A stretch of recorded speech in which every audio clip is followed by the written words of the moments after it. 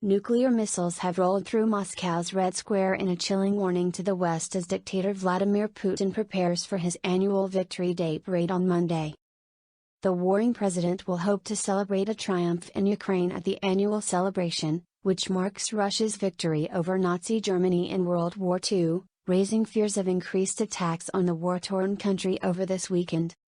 The thermonuclear Rs-24 Yars ballistic missile, which experts believe can carry up to 10 warheads, was seen taking pride and joy as it was driven past rows of armed guards on a 16-wheeler vehicle during rehearsals on Saturday. The intercontinental weapon, which weighs 49.6 tons, can travel up to 24,500 km per hour and is capable of hitting targets up to 12,000 km away, meaning it could strike London or New York within minutes. The weapon of mass destruction was followed closely by several Iskander-M missile launchers during a rehearsal for the annual event, which is set to take place on Monday and which could see British fighters paraded as prisoners of war. Jubilant soldiers and servicewomen were seen marching outside the Kremlin today in preparation for the celebration as they waved Russian flags, performed salutes and smiled at the cameras. 8 MiG-29 fighters also flew past in a Z formation, the insignia used by Putin's military as a symbol of its military action in Ukraine, which critics have likened to the swastika used by the Nazis.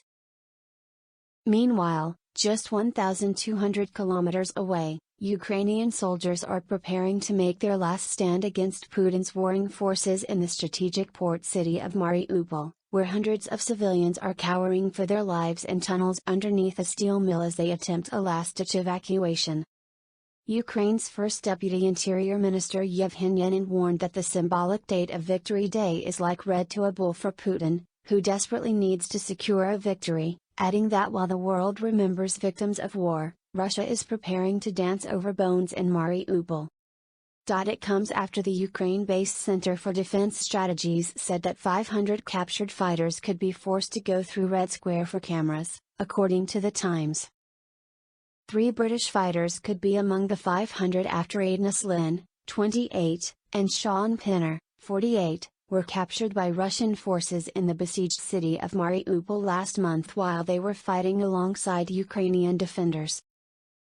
The pair, who had both lived in Ukraine for some time, were paraded on Russian state television after being seized when a large number of fighters surrendered. A third British fighter, Andrew Hill, was also detained in Russia after a video surfaced showing the father of 4 from Plymouth being interrogated on Russian TV. It comes after dozens of people were evacuated on Friday from the Azovstal plant in Mariupol and handed over to representatives of the United Nations and the International Committee of the Red Cross, Russian and Ukrainian officials said. The Russian military said the group of 50 included 11 children. Russian officials and Ukrainian Deputy Prime Minister Irina Vereshchuk said the evacuation efforts would continue into the weekend. The latest evacuees followed roughly 500 other civilians who got out of the plant and city in recent days. The fight for the last Ukrainian stronghold in a city reduced to ruins by the Russian onslaught appears increasingly desperate.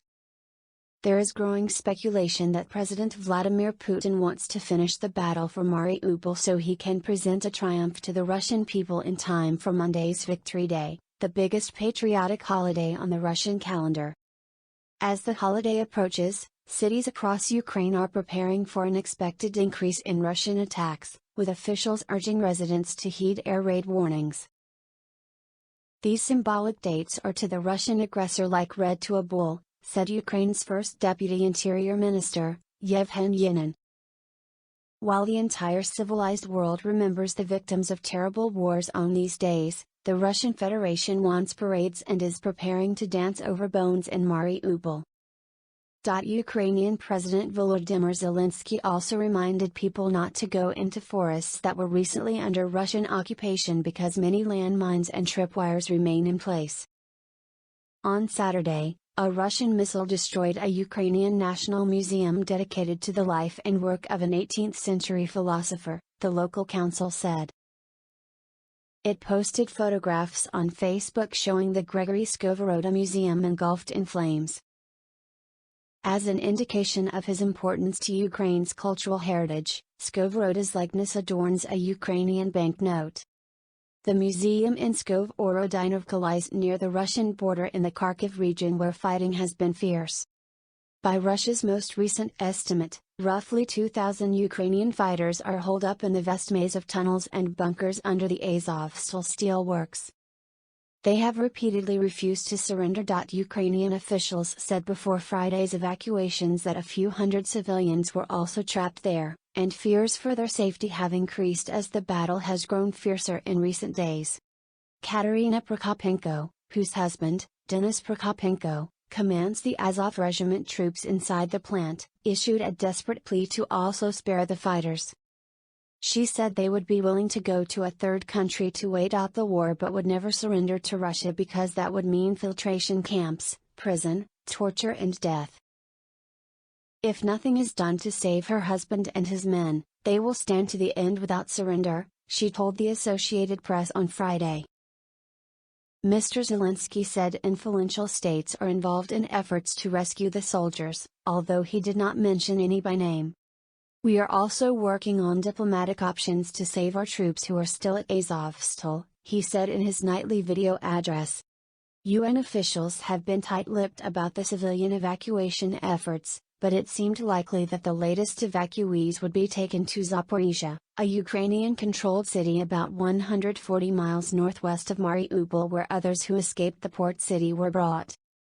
Some of the plant's previous evacuees spoke to the AP about the horrors of being surrounded by death in the moldy, underground bunker with little food and water, poor medical care and diminishing hope. Some said they felt guilty for leaving others behind. Russian forces have struggled to make significant gains elsewhere, 10 weeks into a devastating war that has killed thousands of people, forced millions to flee the country and flattened large swaths of cities. Ukrainian officials said the risk of massive shelling increased ahead of Victory Day. Kyiv Mayor Vitaly Klitschko said authorities would reinforce street patrols in the capital.